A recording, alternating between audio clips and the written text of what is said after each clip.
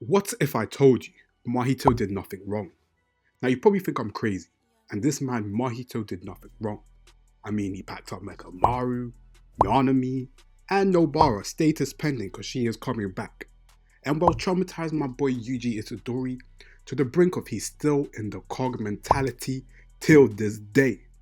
But even with all that, Mahito did nothing wrong. Curses versus humans is the ironic fight because humans create curses through negative emotions, which causes this endless battle between the two. The irony gets taken further because humanity's fear of things ended up creating these disaster curses, in which Jogo's a fear of volcanoes, Hanami's a fear of land-based disasters, Dagon's a fear of water-based natural disasters, and the most special disaster curse being Mahito, who's born from humanity's hatred of each other and the fear of other humans, the true humans. The disaster curse's main goal was to become the new humans. Jogo in particular was an advocate for the ideology and highlighted that humans are hypocrites. Humans are made up of lies. Jogo believes the positive emotions humans showcases always have a catch to them, and this could be evident in real life. People being overly nice to get something they want. People doing white lies to protect people's feelings rather than telling the truth. There's many indications of positive things being shown that they have a flip side like Jogo referenced. However, negative emotions are pure truths. Hatred, killing intent, are things that can't be hidden and show a true reflection of the emotion which curses are made up from. This being deemed as the truest intent, showcasing why curses are the true humans as they take the purest form of humanity's emotions in specific negative ones. Now, death is a mirror for humans and Mahito is that mirror. So Gege is a philosopher. And I mean, at first I was reading, I'm thinking, what is he cooking? But it has been apparent to me that this quote was not only encapsulates Mahito, but the whole concept of life and death in general, in my opinion. When thinking about death, we begin to reflect on the aspect of life, the things we've done, what we could have done better, regrets we may have had, things we would like to have done, and some things we're grateful for, and a whole bundle of feelings and emotions can arise. When Nanami dies, he reflects on hating being a jujutsu sorcerer and wishes he could have been in Malaysia. When Mekamaru dies, he reflects on wishing he could have been with everybody. And when Nobara dies, she reflects on not being able to keep her promise with Fumi to go back and see her. Each time close in death, each character has a reflection on their life and decisions they've taken. This is a good concept of death is a mirror for humans as that mirror as they can view their life again in the face of death. But taking that to a step further, Mahito is the mirror of people's morality. Yuji and Mahito in particular, who I'll end up touching upon later in the video. But to briefly touch on it, Yuji is not hesitating to kill curses and eventually accepting he's like Mahito, while Mahito mirrors humanity's biggest fear, that being death. Death is an unknown and something people fear, and in particular, the one thing that Yuji is fighting against and the whole concept of wanting people to have a good death. Mahito, on the other hand, is the complete opposite. He embraces death and is the literal embodiment of it, by being able to transfigure people with one touch, but by embracing death he has managed to evolve and become a stronger combatant even in the face of death. First in chapter 29, which leads to the first use of a domain expansion. Again in the Mekamaru fight after the simple domain used by Mekamaru in his domain.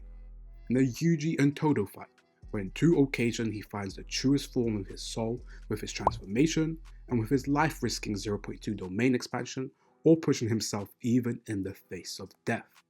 In all these situations, he stares in the face of death to find a new step in evolving himself and why in general jujutsu sorcerers find new revelations in near-death situations. Megumi unlocking his domain, Gojo finding RCT, and the numerous times of Mahito in the series coming to terms with the concept of death. He's the mirror to humanity's greatest fear, being death, and Yuji's natural enemy. But before I touch on this parallel with Yuji and Mahito, it's also the mirror for human emotions. If I asked you, what personality traits would you attribute to Mahito? Most people would say whimsical and evil, but ones that fit Mahito in my opinion are the traits of perfectionist, coward, arrogance, curiosity, sadistic and immature.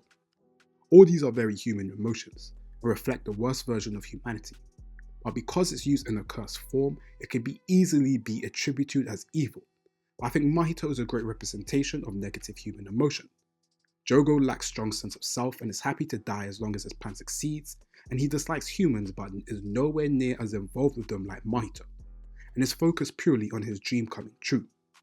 This is evident with him having the best death in the series, and being content that if Sukuna is revived, his goal of curses being the true humans can come to pass.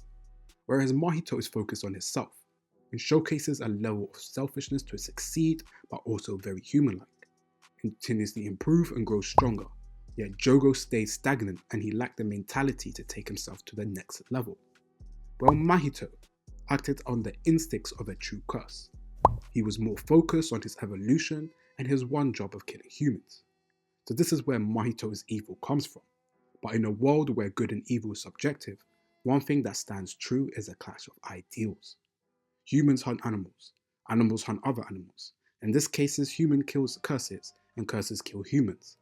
This is a cycle that continues, and the concept of good or evil is pointless because what matters most is who is still alive in the end. Mahito follows his instinct of a curse, which is to kill humans, and his speech to Yuji in Shibuya is generational shit talking that highlights the hypocritical nature of Yuji. Mahito pointed out to Yuji that he is a killer on the first occasion with Junpei, and Yuji's initial mindset is to not kill and to make people have a good death, an idealistic dream. Mahito accepts the reality of a curse versus a human, and why he feels no ways toying / killing humans because it's his instinct of a curse. Similarly, Yuji feels no way killing curses, and even Gojo points out how scary it is for someone who just joined jujutsu feels no ways about the job description of exercising curses with no fear. They are two sides of the same coin, however operate on the opposite spectrum. But like I said earlier, with Mahito challenges your morality, he does it to Yuji in a grander scale. He makes him not only change his killer mindset, he ends up accepting he's like Mahito. Said Yuji's goal was idealistic and connects to the theme of death. Humans are scared of death, so Yuji lives in an idealistic world of giving people a good death. But everything in the series has showcased otherwise, and Mahito is the perfect mirror of that. He's realistic and showcases uncomfortable truths that Yuji ends up accepting. And we get the switch through the battle of Mahito being the hunter to the hunted in the ending panel when Yuji says, "I am you." He accepts that he's like Mahito, but just on the other spectrum, like Mahito kills humans, Yuji kills curses with no hesitation. That's why the idea of good versus evil isn't really applicable, because the one who stays alive is who ideals is validated. It's why Mahito's generational shit talking is my favourite moment from Mahito, because Gege cooked a character who is fun, a menace, ironically philosophical in his own realm, whether that is the truths of the world, the concept of the soul, and that Mahito thinks about his whole intrigue to gain stronger. He has all the traits of an elite antagonist, but for the story of JJK, he did nothing wrong. His final panel of Mahito running away is the most human emotion he shows, and that of a coward on numerous occasions. He walks in the face of death to evolve, yet still has the most human trait of fear of his own life. Whether that was the first fight with Yuji and Nanami, and then in the final conflict with Yuji and Todo, clinging onto the idea of life. It's beautifully done because it really highlights the worst traits of humanity, but also the most human one. A person who's selfish but couldn't bear to lose himself in the same manner, an overly rich person could not bear to lose the money they've made.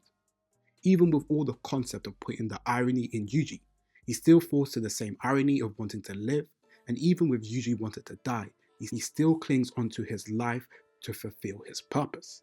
The difference is Mahito's purpose derives from his own pleasure, compared to a commitment Yuji has, and this is where they differ the most.